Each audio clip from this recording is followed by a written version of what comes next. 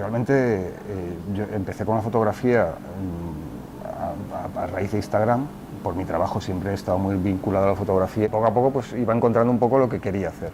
Hoy en día creo que tengo bastante definido mi estilo a nivel fotográfico, al menos en Instagram, y ahora lo que quiero es sacar las fotos de las pantallas y devolverlas al mundo real, ¿no? Es decir, imprimirlas y a ver si puedo preparar una exposición en formatos más grandes, ¿no?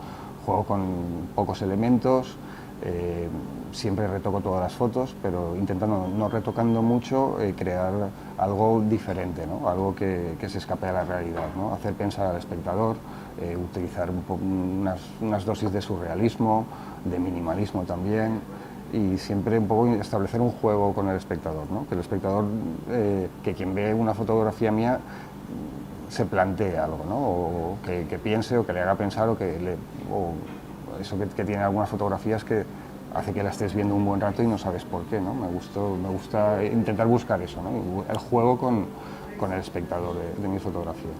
Es un canal de salida para toda la creatividad que llevo dentro y que antes pues no conseguías sacar fuera todo por mi trabajo, ¿no? Porque mi trabajo está bien, el diseño gráfico es creatividad, pero es una creatividad